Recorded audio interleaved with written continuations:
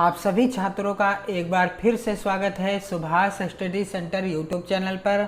और यह वीडियो यदि आप कक्षा 9 के छात्र हैं तो आप सभी के लिए महत्वपूर्ण होने वाला है, क्योंकि इस वीडियो में हम आपको बताएंगे कबीर दास जी का जीवन परिचय, याद करने का तरीका और कबीर दास जी का जीवन परिचय लिखने का आसान तरीका। और साथ ही साथ यह भी आपको बताया जाएगा कि आप कबीर दास जी का जीवन परिचय लिखते समय कौन कौन सी बातों का या कौन कौन सी ट्रिक्स का प्रयोग करें। तो चलिए स्टार्ट करते हैं। उससे पहले यदि आपने हमारे YouTube चैनल को सब्सक्राइब नहीं किया है तो आप चैनल को सब्सक्राइब कर लें और बेल आइकन को ज़रूर दबाएं ताकि आने वाली वीडियो का नोटिफिकेशन आप तक पहुंच सके।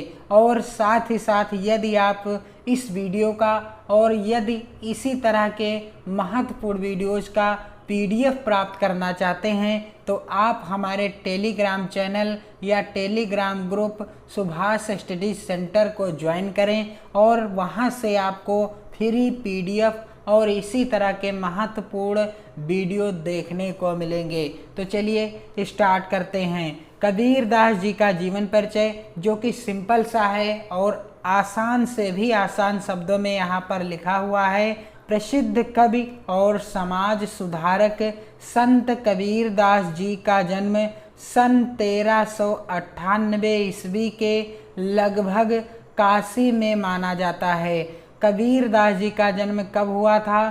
सन 1398 ईस्वी में। कहाँ हुआ था? काशी में माना जाता है।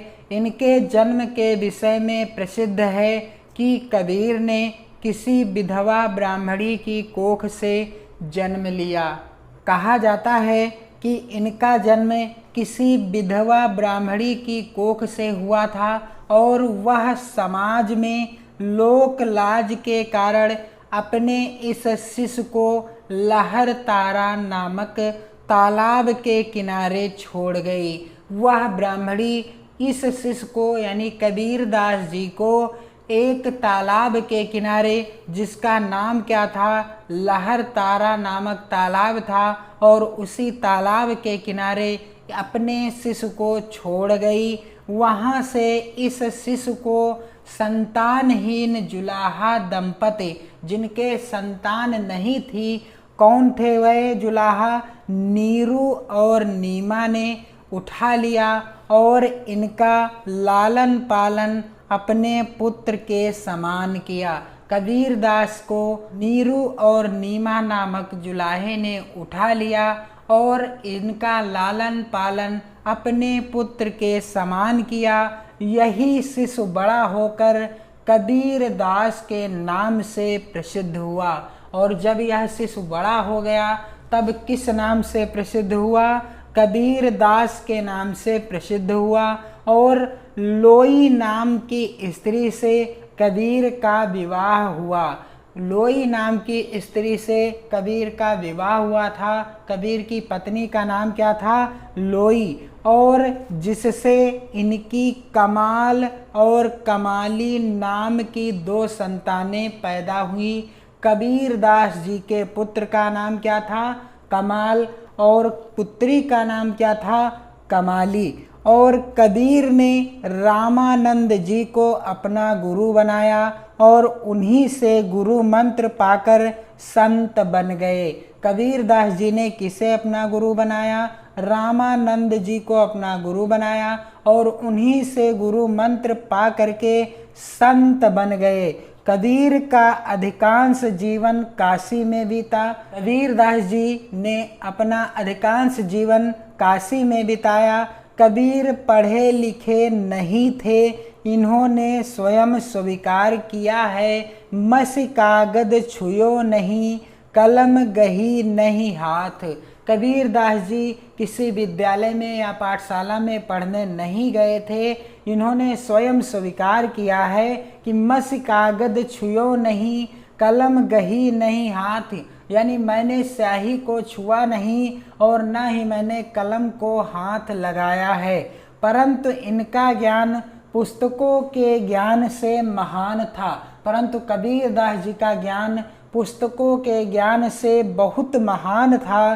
कबीर अंधविश्वासों के खंडन में आस्था रखते थे। उस समय व्याप्त समाज में जितने भी अंधविश्वास थे, कबीरदास जी उनका खंडन करने में ही विश्वास रखते थे या आस्था रखते थे कि ये जो अंधविश्वास हैं, ये हमारे समाज की जो कुरीतियां हैं, इनको हमें दूर करना चाहिए। और इस अंधविश्वास को दूर करने के लिए कि काशी में मृत्यु होने पर स्वर्ग मिलता है और मगहर में मरने से नरक, वे अंतिम समय काशी छोड़कर मगहर चले गए और वहीं पर सन 1518 ईस्वी में इनकी मृत्यु हो गई। उस समय एक समाज में अंधविश्वास फैला हुआ था कि जिस व्यक्ति की मृत्यु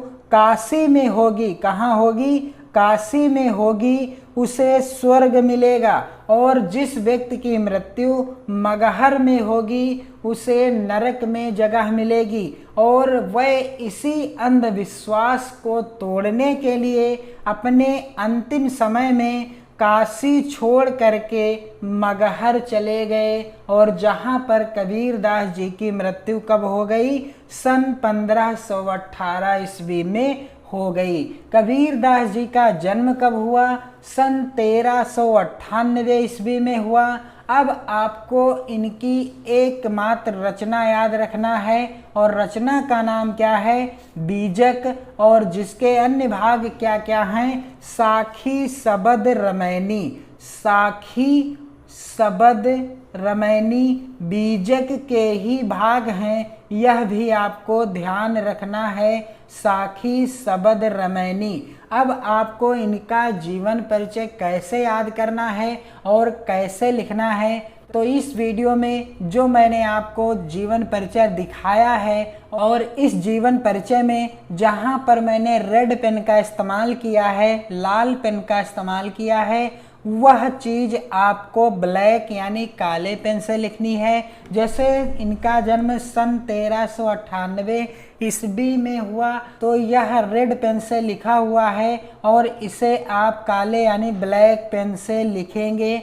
यहाँ पर जितना भी रेड पेन से लिखा हुआ है जीवन परिचय के अंतर्गत, आप सब कुछ काले पेन से लिखेंगे। तो यह है जीवन परिचय लिखने का तरीका। अब आपको इस जीवन परिचय के मुख्य बिंदुओं को कैसे याद रखना है, तो सबसे पहला बिंदु है कि कबीरदास जी का जन्म कब हुआ? तो सन 1398 ईस्वी में कबीरदास जी का जन्म हुआ। कहाँ हुआ?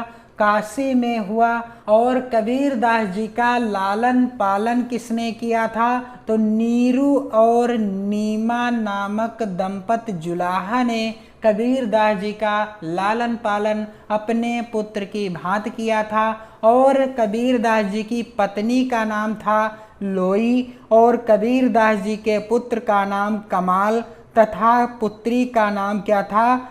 कमाली।